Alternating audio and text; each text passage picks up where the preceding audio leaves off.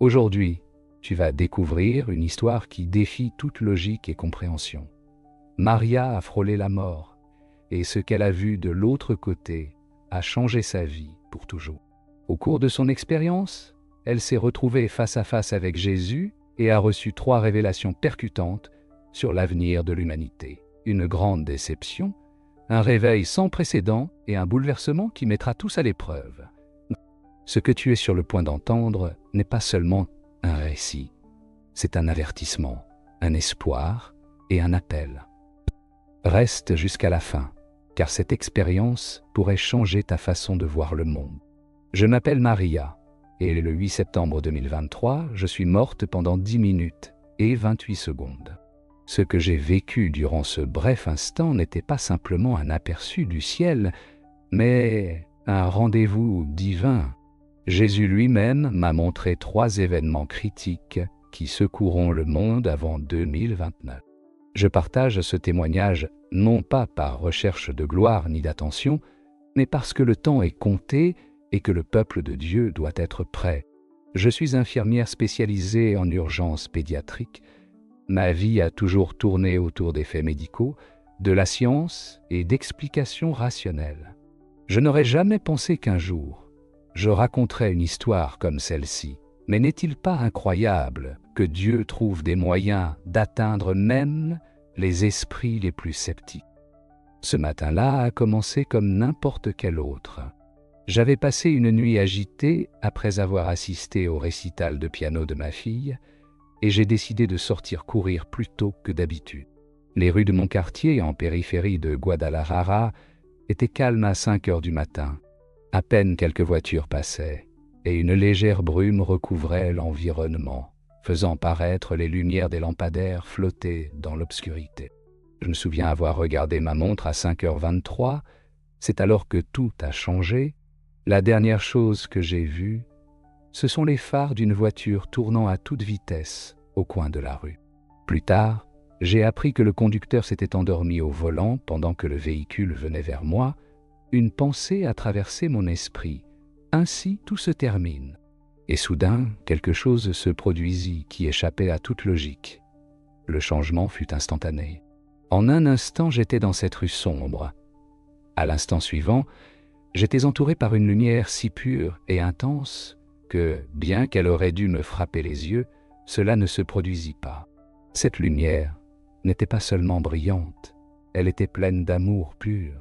La meilleure façon de le vivre, c'était comme si j'avais franchi une porte que je n'avais jamais su qu'elle existait, entrant dans une réalité plus réelle que tout ce que j'avais expérimenté sur Terre. La première chose que j'ai remarquée fut l'absence totale de douleur et de peur. À la place, j'ai ressenti une paix si profonde qu'elle était comme si je la vivais pour la première fois de ma vie. Toutes les préoccupations, anxiétés et peurs que j'avais portées pendant des années semblent s'être évanouies à la présence de cette lumière. Cette paix n'était pas seulement un sentiment, mais quelque chose de tangible, comme si je me faisais envelopper d'un chaleureux manteau de tranquillité et d'amour. À mesure que ma conscience s'élargissait, je commençais à remarquer des choses que mon esprit terrestre pouvait à peine comprendre. Des couleurs que je n'avais jamais vues auparavant dansaient au bord de ma vision. L'air lui-même semblait être vivant, rempli de sens et de présence autour de moi. De la musique résonnait de partout et nulle part en particulier. Ce n'était pas de la musique normale, celle que nous écoutons habituellement, mais une forme de louange pure, rendue audible. Chaque note évoquait une gloire et une majesté que je n'avais jamais imaginées auparavant. Et puis je l'ai vue, ma grand-mère Carmen, qui était décédée quand j'avais 11 ans, était là. Mais ce n'était pas la vieille femme que je me rappelais de ces dernières années. Elle rayonnait et semblait jeune, probablement dans la trentaine. Cependant, il n'y avait aucun doute. C'était bien elle. Son sourire avait la même chaleur que je me rappelais de mon enfance, mais il irradiait maintenant d'un éclat céleste. Maria a dit d'une voix que je reconnaissais instantanément, mais qui était maintenant plus pure, presque musicale. « N'aie pas peur. Il t'attend.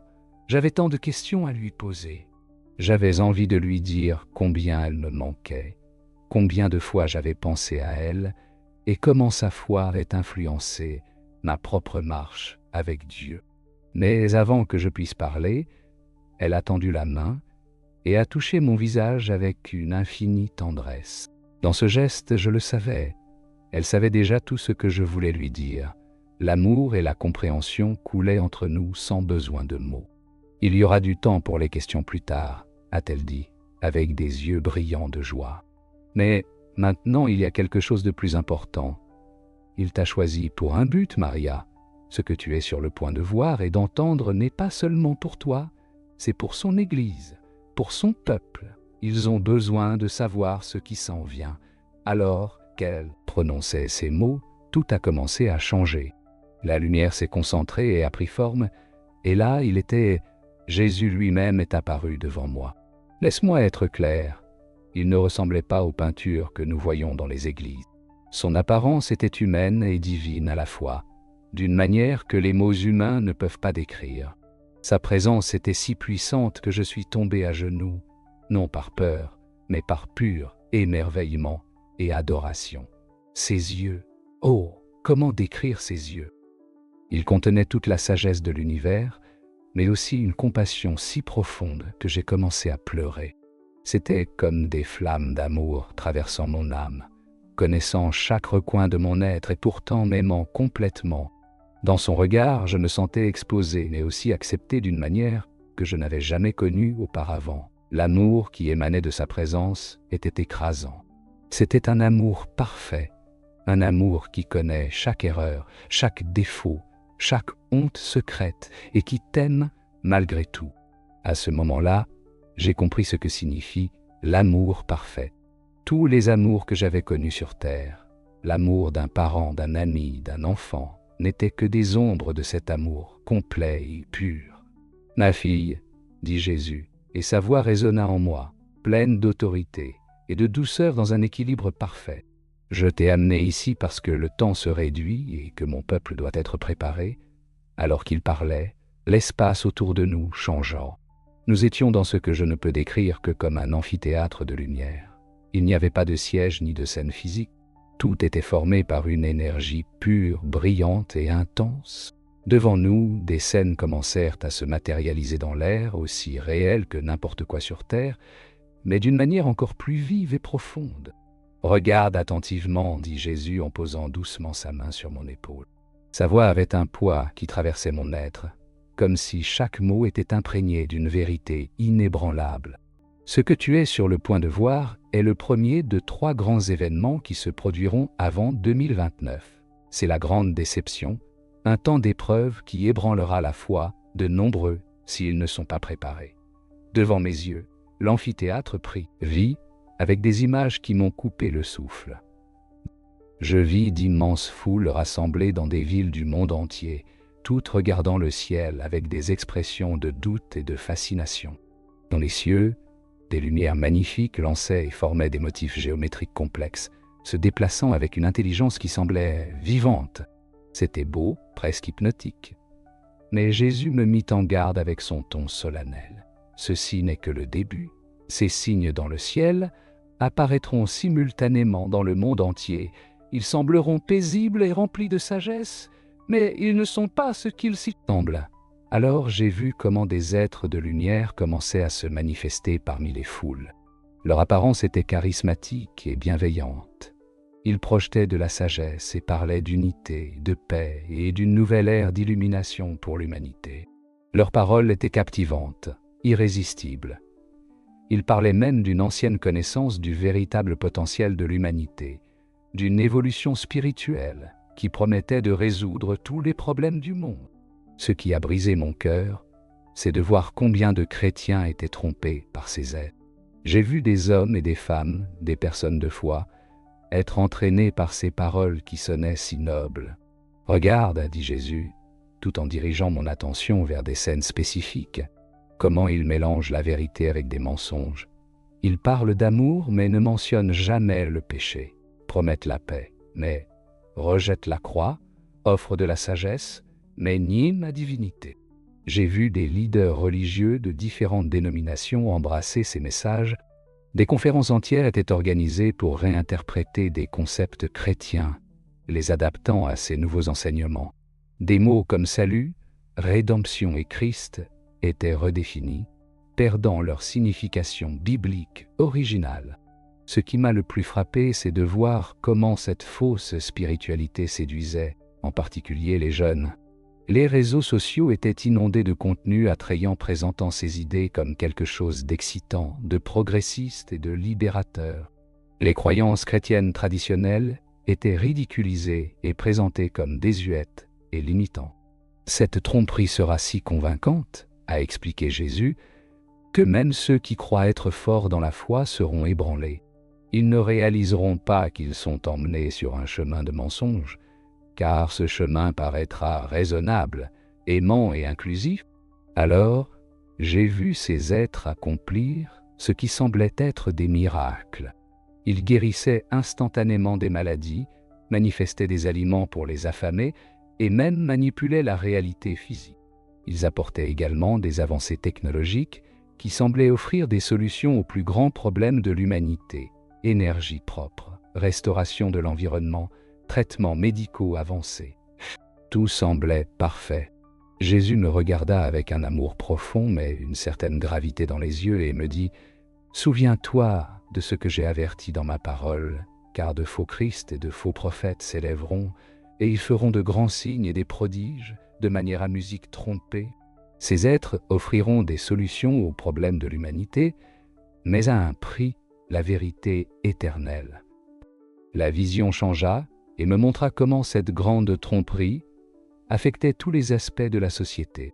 Je vis des scientifiques abandonner leur scepticisme au profit des connaissances supérieures apparentes de ces êtres. Des leaders politiques du monde entier commençaient à intégrer leurs enseignements dans des systèmes de gouvernement. Je vis des systèmes éducatifs se restructurer pour incorporer ces nouvelles vérités spirituelles. Même les médias promouvaient ce paradigme, tout en marginalisant ceux qui restaient fidèles à la foi chrétienne. Tout semblait si raisonnable, si attirant, mais ce n'étaient pas des mensonges évidents. C'étaient des distorsions subtiles qui appelaient aux désirs les plus profonds de l'humanité: paix, unité et but. Jésus, d'un ton plein de compassion, me montra une autre scène qui brisa mon cœur. Je vis des chrétiens fidèles lutter avec des doutes, tandis que leurs amis et familles acceptaient ces nouveaux enseignements. Je vis des enfants remettre en question la foi de leurs parents, des époux s'éloigner de leurs conjointes et des communautés chrétiennes se diviser sur la façon de répondre à ces événements. « C'est pourquoi je te montre ces choses, » dit Jésus en me regardant avec des yeux pleins d'amour. « Mon peuple doit être préparé. Ils doivent savoir que, lorsque ces signes apparaîtront, ils doivent rester fermes dans ce qu'ils savent être vrai. » Jésus m'a donné des instructions spécifiques pour avertir les croyants. Dis-leur de s'enraciner profondément dans ma parole maintenant, avant que la tempête n'arrive. Beaucoup présenteront des arguments convaincants et réaliseront des signes miraculeux, mais ma parole reste la norme de la vérité. Elle doit être gardée dans leur cœur avant que la déception ne commence. Dis-leur de renforcer leur vie de prière et leur relation personnelle avec moi. Dans les temps à venir, beaucoup affirmeront parler en mon nom, mais mes brebis connaissent ma voix. Elles doivent apprendre à la reconnaître clairement maintenant. Dis-leur de construire des communautés authentiques avec d'autres croyants. Ils auront besoin les uns des autres pour le soutien et la responsabilité. L'ennemi essaiera de les isoler, mais ils doivent rester unis. Et surtout, dis-leur de ne pas craindre. Ces choses doivent arriver, mais je reste en contrôle.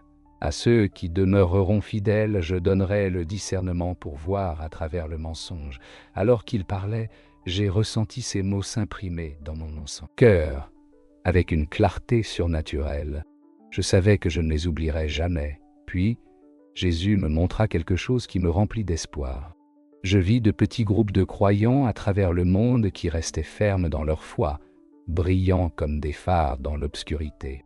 « Ceux-ci sont mes fidèles, » dit Jésus, avec un amour profond dans sa voix.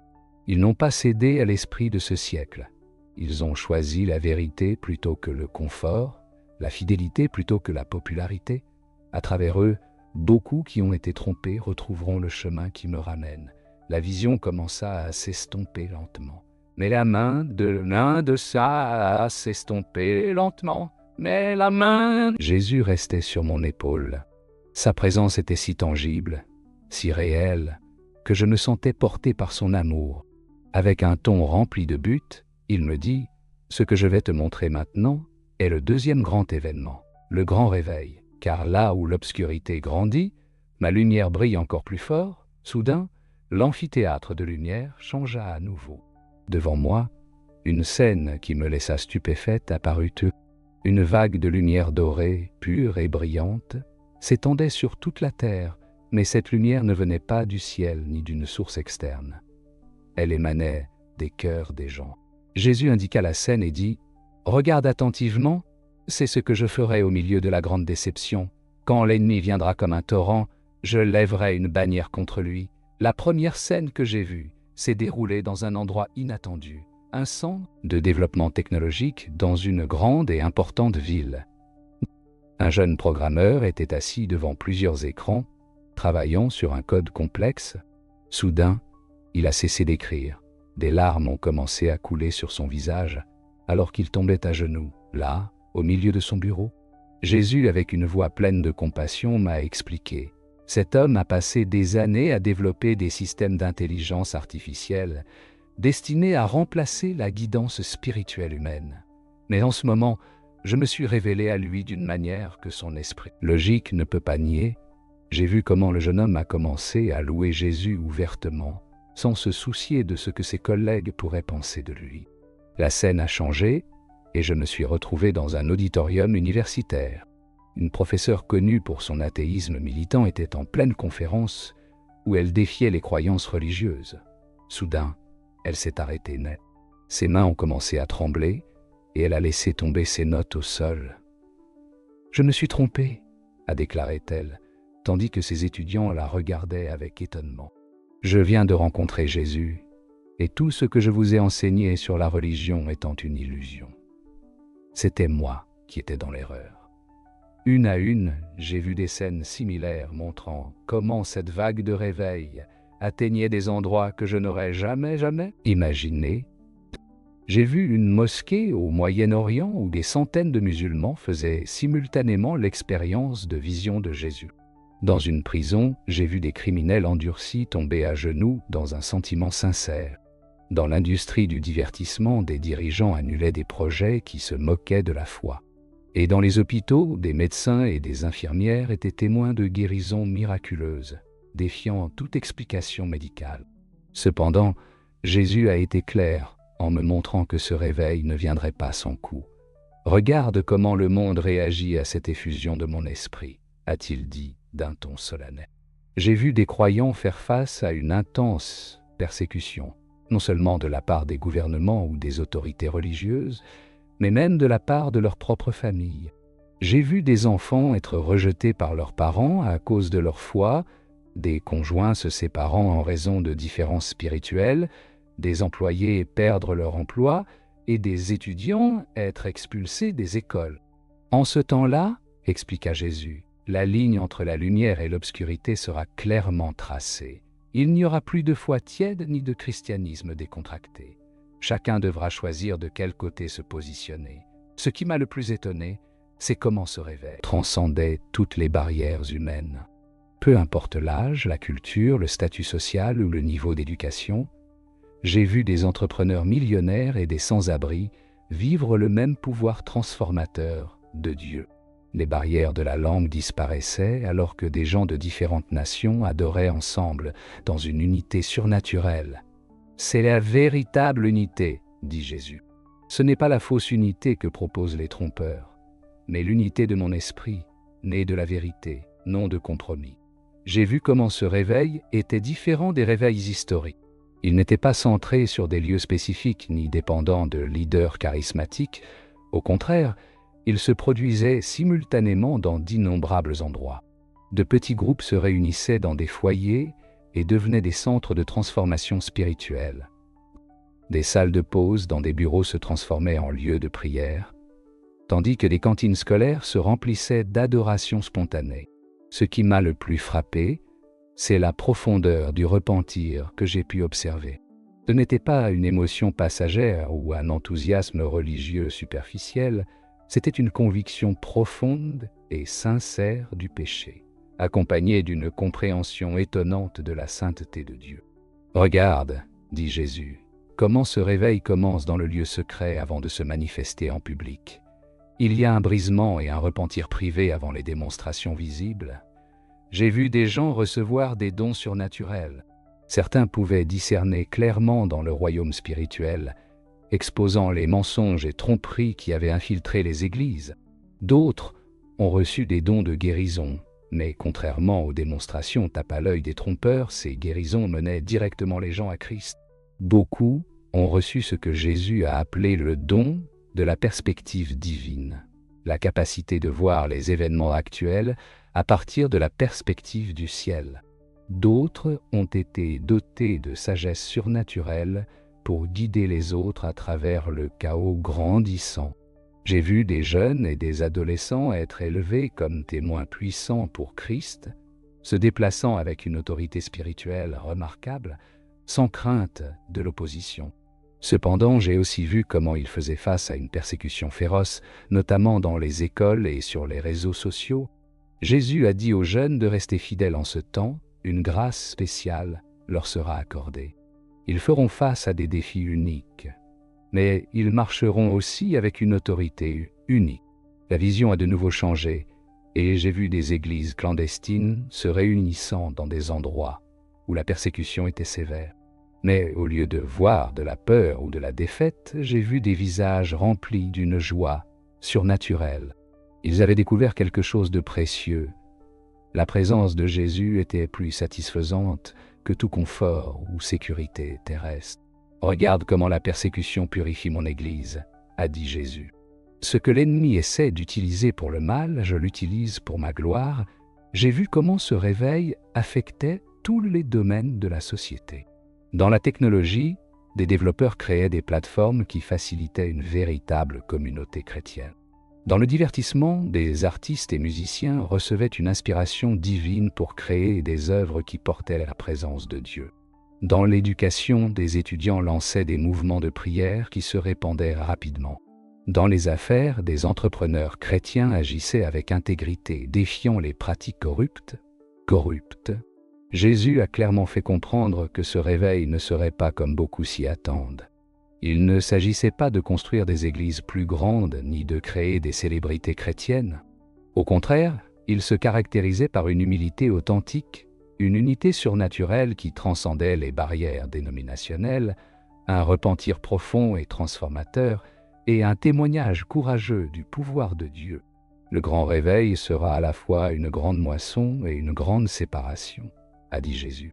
Beaucoup qui prétendent me connaître, mais ne le font pas, seront exposés, mais beaucoup qui m'ont rejeté seront transformés de manière draconienne.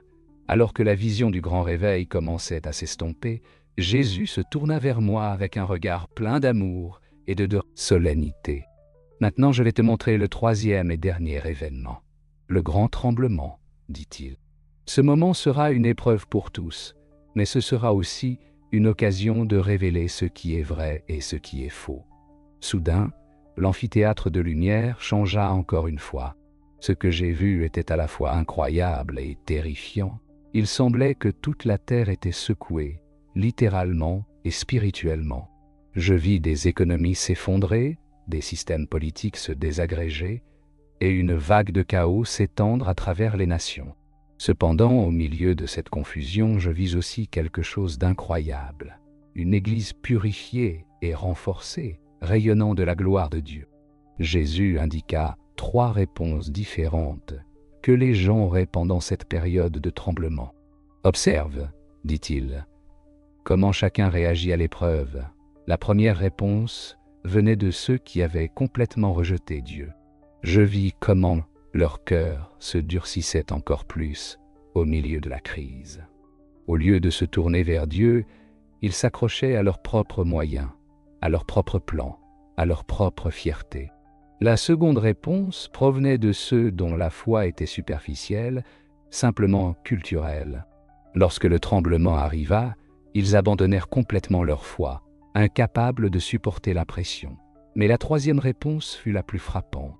Je vis ceux qui connaissaient vraiment Dieu, ceux dont la foi était authentique. Ils ne seulement survécurent pas au tremblement, mais prospérèrent spirituellement. Je vis comment ils grandissaient en courage et en force, devenant des phares d'espoir pour les autres. Jésus expliqua, « Ce tremblement a de multiples objectifs. Il exposera ce qui est faux, purifiera ce qui est vrai, éveillera ceux qui dorment et renforcera les fidèles. Il créera aussi une soif de vérité chez ceux qui cherchent. » Alors qu'il parlait, il me montra des églises pleines de croyants priant ardemment, non pas pour le confort ou le soulagement, mais pour la volonté de Dieu dans leur vie. Je vis des personnes à genoux, pleurant en repentance, et des familles entières se réconciliant au nom de Jésus. Ce n'est pas seulement pour attirer de nouveaux croyants, continua Jésus. C'est aussi pour raviver ceux qui m'ont connu depuis des années, mais qui sont devenus tièdes ou complaisants. Pendant ce temps, beaucoup me rencontreront d'une manière qui transformera complètement leur vie. Avant, c'était une connaissance intellectuelle. Maintenant, cela sera une expérience vécue profondément dans leur cœur. Alors que j'observais, Jésus me donna des instructions spécifiques pour ceux qui feraient face à ce temps de secousse. Dites-leur de bâtir leur vie sur ma parole dès maintenant, avant que la tempête n'arrive. Ceux qui connaissent ma voix ne seront pas trompés. Dites-leur de renforcer leur relation avec d'autres croyants. Le moment viendra où ils auront désespérément besoin les uns des autres. Dites-leur d'apprendre à dépendre de moi en tout, pas seulement sur le plan spirituel, mais aussi dans les aspects pratiques. Et dites-leur de ne pas craindre, ces choses arriveront, mais j'ai toujours le contrôle. Jésus me montra comment cette secousse apporterait des opportunités sans précédent pour l'évangélisation. Je vis des personnes qui rejetaient auparavant Dieu, maintenant ouvertes à l'Évangile, cherchant des réponses au milieu du chaos. Je vis des églises s'unir, laissant de côté les différences dénominationnelles pour se concentrer sur la mission principale de partager l'amour du Christ. Je vis aussi comment la secousse exposait les ténèbres qui avaient infiltré même certains postes de leadership au sein de l'Église. Ceux qui s'étaient égarés vers la convoitise, où le pouvoir était révélé pour ce qu'ils étaient, tandis que les leaders fidèles brillaient d'humilité et de vérité. Jésus m'a rappelé quelque chose d'essentiel. Ce tremblement, bien qu'il soit sévère, vient de mon amour. Je secoue ce qui est faux pour que mon peuple revienne à ce qui est vrai. Mon royaume ne peut être ébranlé, et ceux qui demeurent en moi ne seront pas non plus déplacés. J'ai vu des enfants prodigues revenir chez eux avec de puissants témoignages. J'ai vu des générations entières se réconcilier et des malédictions familiales se briser, alors que les familles s'abandonnaient complètement à Dieu. Puis, Jésus se tourna vers moi avec une intensité qui traversa mon âme. Souviens-toi, Maria, de ces 3 événements. La grande déception, le grand réveil et le grand tremblement ne sont pas là pour apporter la peur, mais pour préparer mon peuple. Dis-leur que ceux qui me connaissent recevront la force de tenir bon. Dis-leur que je les aime d'un amour éternel et que je ne les laisserai jamais ni ne les abandonnerai. Alors que je sentais que la vision commençait à s'estomper, Jésus prononça ces derniers mots. Avec urgence, le temps est court, partage ce que tu as vu. Ceux qui ont des oreilles pour entendre comprendront et se prépareront lorsque je suis revenu dans mon corps. Lorsque je suis revenu dans mon corps. J'ai ouvert les yeux brusquement. Les médecins étaient autour de moi et une des infirmières murmura « C'est un miracle que tu sois vivante. » Mais je savais que ce n'était pas juste un miracle médical. Cela avait été un appel divin, un message pour le peuple de Dieu, un avertissement. Depuis ce jour, ma vie n'a jamais été la même. Je n'ai pas peur de l'avenir parce que je sais qui a le contrôle, mais je comprends aussi que notre temps sur terre est précieux, un cadeau que nous devons utiliser pour nous préparer, grandir et partager la vérité. Ces 3 événements sont destinés à renforcer les croyants, à purifier l'Église et à montrer au monde que Dieu demeure fidèle. Le grand réveil nous étendra. La grande déception mettra notre discernement à l'épreuve et le grand tremblement révélera nos véritables fondations. À travers tout cela, Jésus nous rappelle que son royaume est inébranlable et que ceux qui lui font confiance ne seront jamais déplacés. Maria est revenue de la mort avec une mission claire: partager ce qu'elle a vu et avertir ceux qui sont prêts à écouter. Maintenant que tu connais son histoire, la question est: es-tu prêt pour ce qui s'en vient? Si ce récit t'a touché, ne te limite pas à cette histoire.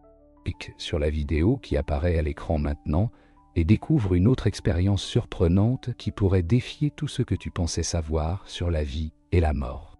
On se voit là-bas.